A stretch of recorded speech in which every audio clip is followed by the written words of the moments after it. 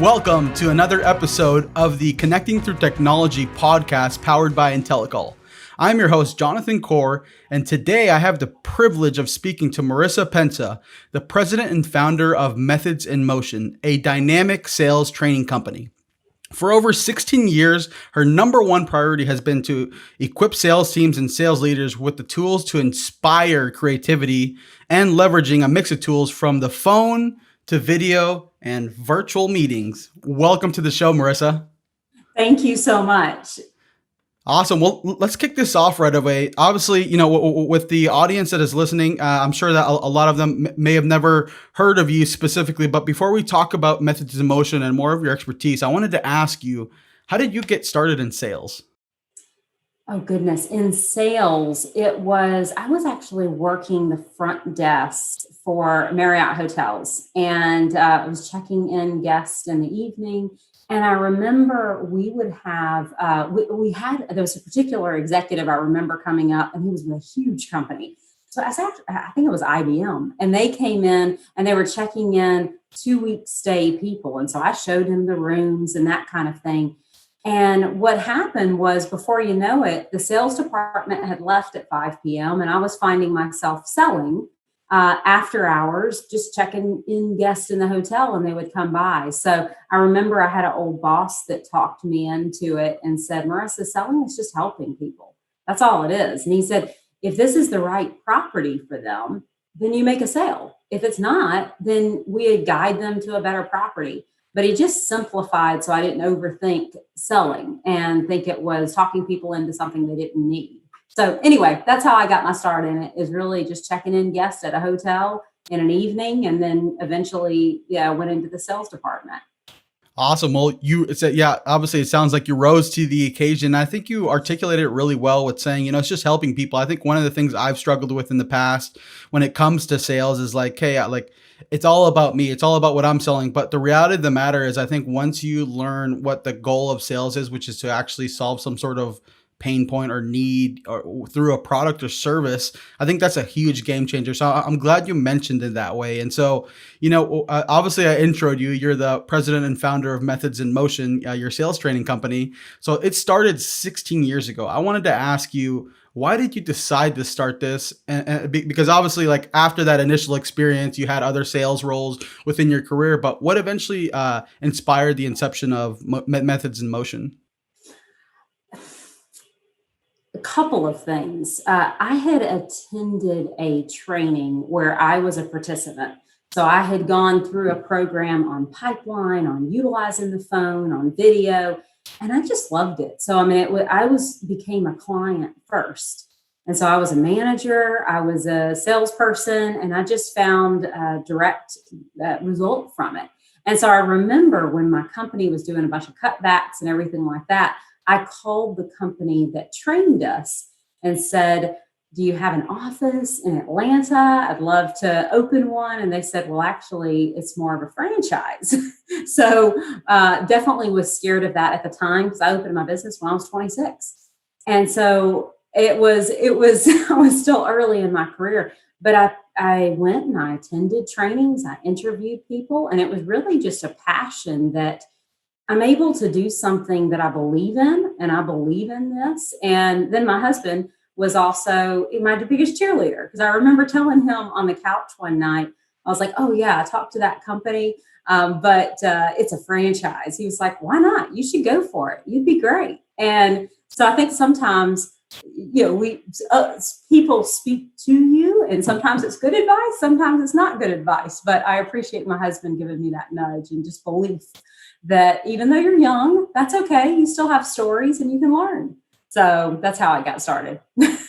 That's awesome. Great story. And so, with your company in particular, you're doing sales training, and obviously like you specialize with phone, video, and then also to virtual selling. But pre-pandemic, I'm sure you were doing a lot of sales training, like in-person events. And so I wanted to ask you, just for your business in general, how's your business doing during this pandemic, and how has it changed the way you operate and run your business, if any?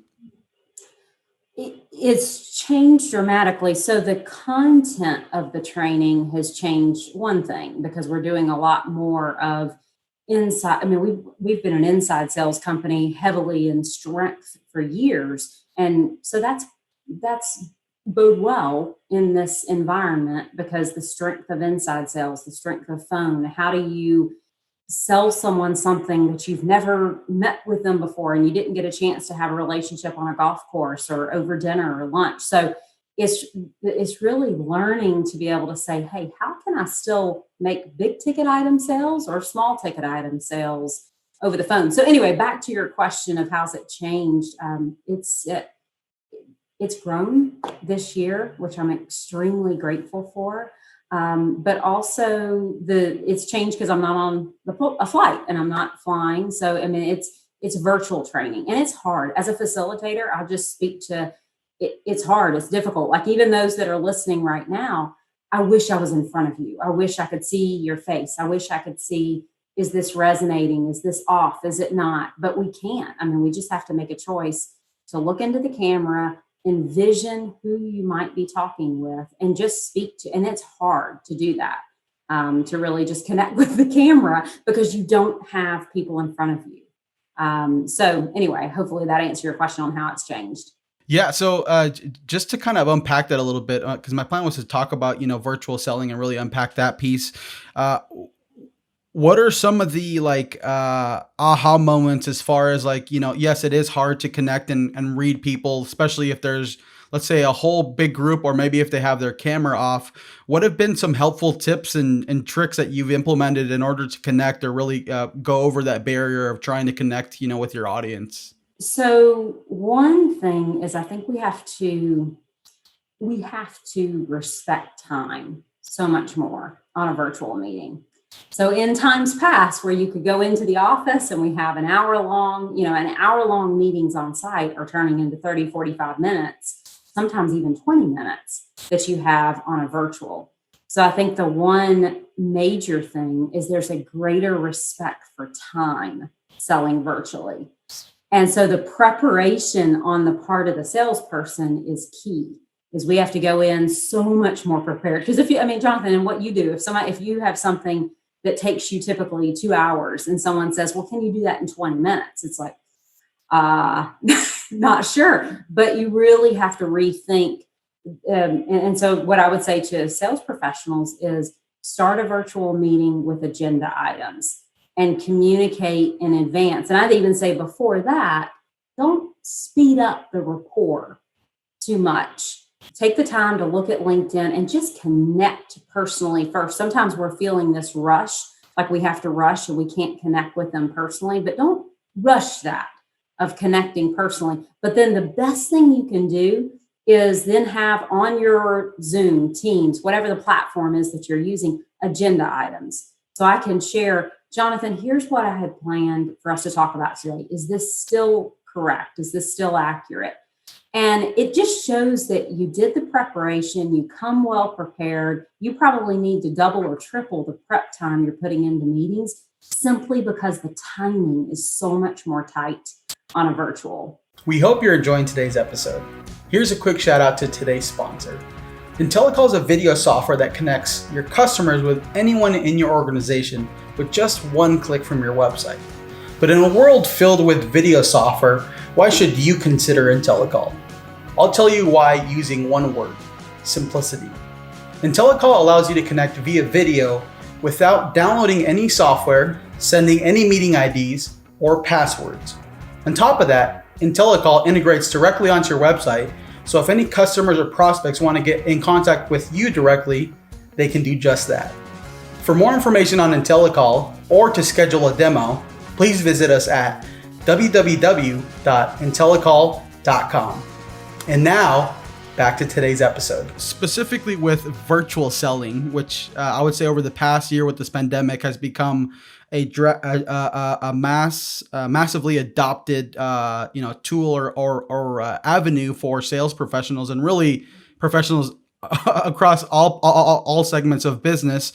I wanted to ask you, there's obviously have been some companies who have been proactive in this and have been really working to develop this type of program within their company. However, I'm sure that there are, companies that have had to react, to the current pandemic. And so I wanted to ask you, from a high level view, How does an organization incorporate an effective virtual selling program and approach? A couple of things. So, and I'd probably say two or three main things. Number one is make sure that you've armed your sales team with virtual selling tools. So, what are the tools that we're going to use? So, if I look at my own toolbox within my business, Zoom is a tool in the toolbox, or I utilize a platform called Vidyard, but there's so many different video resources for sending. Like Jonathan, we have this conversation. I could send you a quick video email. Thank you for taking the time to talk. But that is an essential tool in the toolbox. If you're underutilizing video, that would be a tool. To other things, I mean, I know in our world we utilize a inside sales coaching platform and giving, so just what are your tools for virtual selling? And I know for the companies that I'm seeing really thrive in this, making sure that their salespeople have them, they're trained. Even before you do a sales training, it's more just, do we have tools to engage in today's environment? And then the second piece is, okay, now how do we use those tools? So now I have this great access to sending personalized videos, but how do I then take that and conduct a good video? How long should it be? What should I say? How do I make it purposeful? Call to action or a phone call. So it's more, what are the tools? And then how do I utilize those tools and probably upskill a sales team that may be 30-year veterans. They've been selling forever, but it's almost like they're blindfolded. Because everything they've done for 30 years, all of a sudden, they don't have the sight to be able to go on site and see. So we have to do things differently and sell differently. I hope that helps. Yeah, I think you nailed it on the head with, figuring out what your tools are. I think really obviously identifying and finding a practical way to really obviously integrate that into your overall sales program is super key. So, obviously when it comes to virtual selling, like I mentioned before, there's proactive and there's reactive companies, which realistically isn't a bad thing. I think depending on what industry you're in, uh, you you may what is it benefit from more of an outside sales approach. You need an actual person in person in order to do business with your ideal customer. But I wanted to ask you, I'm sure you having had conversations with different companies and sales professionals, you've noticed some mistakes that maybe sales professionals have made with virtual selling, and I wanted to ask you, what are maybe some of those common mistakes that you notice sales professionals make when it comes to virtual selling, and what do you actually recommend for them to do instead? So common virtual mistake, I would say the first thing is regarding video. And I'm seeing videos that are way too long. When I'm referring to video, I'm referring to personalized video. So I would actually send you a video and hold up even a sign that says, "Hi, Jonathan," something like that to personalize it. And, they're too long. They're not purposeful. They don't have a call to action. What is it you want to accomplish as a result of sending this video? So things like that. I would say underutilizing the phone, because in a virtual selling, okay, it's all about technology, but that phone still works. And we way underutilize. I'm seeing where email has sent way too quickly, and we can default to certain types of communication. We can default to LinkedIn, default to email, default to video. Pick up the phone. It is people are receiving on average 121 emails a day is the current stat. And if I'm going to try to get through to a buyer or a prospect, and all of a sudden I choose to type an email or even send a video and they've never heard of me before, then that's not necessarily using the ingredients in the right order. So there's a recipe, it's a recipe that works, but there's also ingredients that we have to put it in the right order. First ingredient, pick up the phone. Utilize voicemail. People are not getting near enough calls in comparison to what they get in email and video. So Yeah, it works. Oh yeah, for sure. And I actually just recently finished a book by Jeb Blunt Yep. called Fanatical Prospecting, and he really drives this home. There's so many tools in your tool belt. Utilize them all. They're all effective, including cold calling or like a lot of people have, myself included, historically picking up the phone because it's not like like I said, you deal with all the rejection and all those sort of things. But at the end of the day, if your focus is to help an ideal prospect or buyer, pick up the phone. So I Yes. 100% agree with what you said mentioned there. Yeah, one of Jeb's quotes in there is, I think he says, "Prospecting sucks. Get over it." And that's not my terminology, but it's true. Yep. Prospecting sucks. Whether it's, I mean, you're just picking up the phone and you have to call people, and it's just part of the job. But just do it. Yep, for sure. And going back to the video selling piece that you had mentioned, obviously you'd mentioned maybe some videos are too long, maybe not. There's no agenda and there's no call to action. I wanted to ask you, I'm sure that there's individuals that I've seen and noticed are kind of uncomfortable with the idea of being in front of a camera. They feel it's kind of weird, maybe awkward. And so I wanted to ask you, like, how do you coach, or how do you encourage, or how do you actually show sales professionals how to actively leverage and be in front of the camera comfortably, as opposed to in person? It's very different, right? So there's a customer I'm thinking of where we've done, gosh, probably 8 of their regions this year, where they're 30, 40-year veterans, and sending somebody a video sounds crazy. And so it's really stepping out of the comfort zone. It really is. So to speak to that for a second is, how do you gain comfort in that? So first thing is, script it out. Script out what you're going to say. So if I'm wanting to get my foot in the door with your company, I've left you 2 voicemails first, and we're saying in prospecting process. So let's say I've left you 2 voicemails first. You've not called me back. I'm not hounding you, but it's professional persistence.